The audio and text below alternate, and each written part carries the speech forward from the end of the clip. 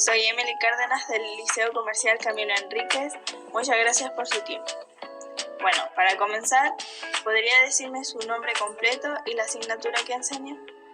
Hola Emily, mi nombre es Jocelyn Cid y soy profesora de lengua y literatura y también de filosofía. ¿Cuánto tiempo lleva enseñando? Llevo ejerciendo la docencia ya 5 años. ¿Cómo planifica sus clases? Bueno, depende mucho porque en realidad el primer semestre más que nada se planifica de manera semestral, por lo menos así lo hago yo. A inicio de año ubico las asignaturas que me tocan y los cursos que también tengo asignados y los voy planificando de manera semestral. Al inicio de año organizo las unidades y a partir de ello elijo los contenidos. Posteriormente planifico según las sugerencias, obviamente, de los estudiantes. En el segundo semestre hago lo mismo. Según lo revisado en el primer semestre, organizo la planificación para el segundo de las unidades que me faltan por revisar. Bueno, ¿qué es lo que más le gusta de su trabajo? Tener la oportunidad de tener adolescentes a mi cargo de alguna forma, de poder enseñarles más allá de un contenido, de enseñarles más allá de lo que es la propia asignatura que me toca hacer, es tener la oportunidad de enseñarles valores que muchas veces son necesarios, la oportunidad también de dar consejos a los adolescentes y también tener la oportunidad de ser parte de y formar parte también de la vida de ellos, sobre todo de manera positiva. ¿Qué métodos o estrategias utiliza para motivar a los estudiantes en la aula de clase? Hoy en día igual es difícil como tratar de motivar a los estudiantes, ¿ya? Sobre todo trabajando con adolescentes, es súper difícil poder motivarlos.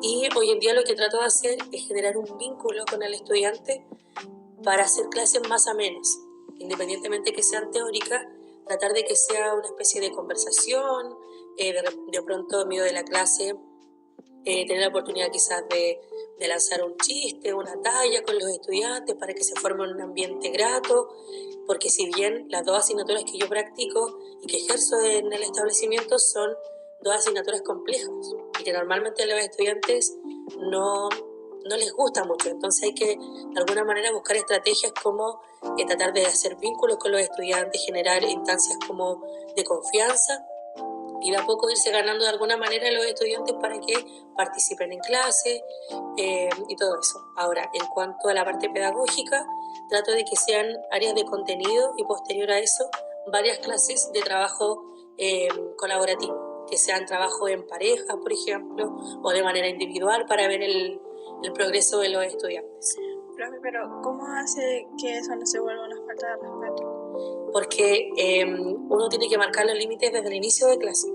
O sea, yo cuando tomo un curso soy muy consciente de que para evitar que justamente pasen esas cosas, dejo mis reglas bien puestas al inicio de cada clase o inclusive al inicio de año. Entonces yo puedo generar instancias de confianza con el estudiante, pero nunca paso, digamos, yo como adulto la línea del respeto. Siempre los trato con mucho cariño, con mucho amor, porque generalmente trato de que ellos vean de que yo, si bien soy la autoridad, en mí siempre van a encontrar a alguien que jamás los va a tratar mal, sino que puede ser una persona que les puede dar contención, más que otra cosa. Bueno, ¿cómo integra la tecnología y los recursos digitales en sus clases?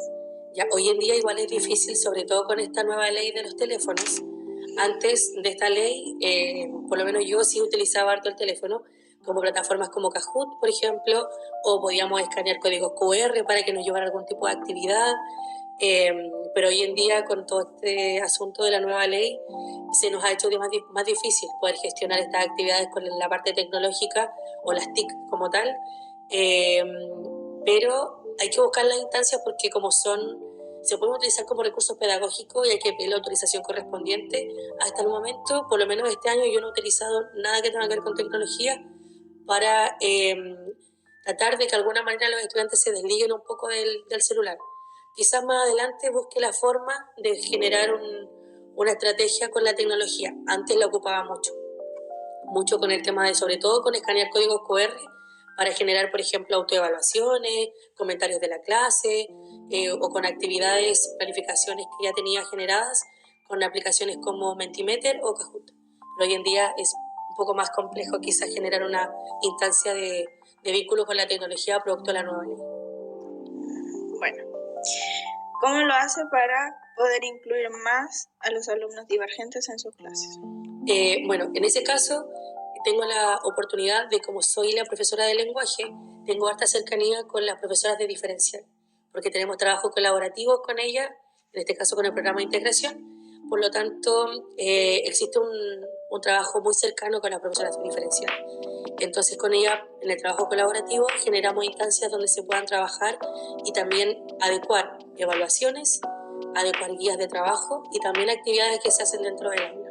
Entonces yo creo que lo más importante es primero generar la instancia de colaboración con la profesora diferencial, que afortunadamente hoy la tengo, y también tratar de generar también un vínculo con el estudiante, independientemente de su diagnóstico, y a partir de eso generar estrategias para apoyarlo durante la clase, ya sea con adecuaciones o también con instancias donde el estudiante quizás genera más confianza con la profesora de diferencial, porque pasa más tiempo con ella, que con la profesora guía, en este caso que es la profesora de la asignatura.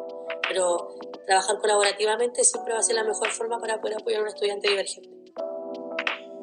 ¿Y cómo hacerlo participar en las clases así? Ahí depende mucho del diagnóstico del estudiante. Porque si el estudiante tiene un trastorno del espectro autista, normalmente no participan activamente de la sala. Va a depender netamente, ¿cierto?, de cómo sea, digamos, su espectro autista. Ya depende mucho del estudiante. Hay estudiantes que son bastante más retraídos, otros que son más participativos. Pero uno se va dando cuenta de las características del estudiante. Cuando uno ve que el estudiante, independientemente del diagnóstico que tenga, es un estudiante que participa en clase, uno también se toma de eso para que el estudiante genere también una confianza dentro de la asignatura también. ¿Cuál ha sido su experiencia más positiva que ha tenido con un alumno que le haya marcado?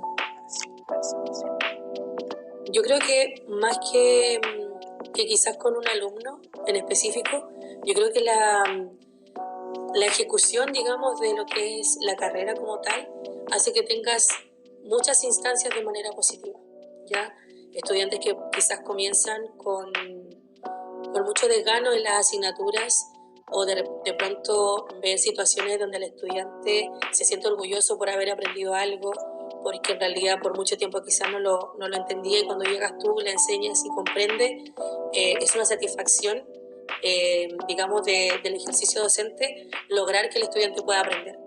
Entonces, y quizás va mucho más allá a veces de la parte docente, del aprendizaje como tal de contenidos, sino que ver como la evolución de la persona en sí, del estudiante como persona, ver esa evolución en cuanto a la madurez que van teniendo durante el tiempo, y que de alguna manera también es parte, digamos, de tu ejercicio docente, que va más allá de entregar un contenido, sino que también es como acompañarlo en la etapa que igual es difícil, que es la adolescencia finalmente.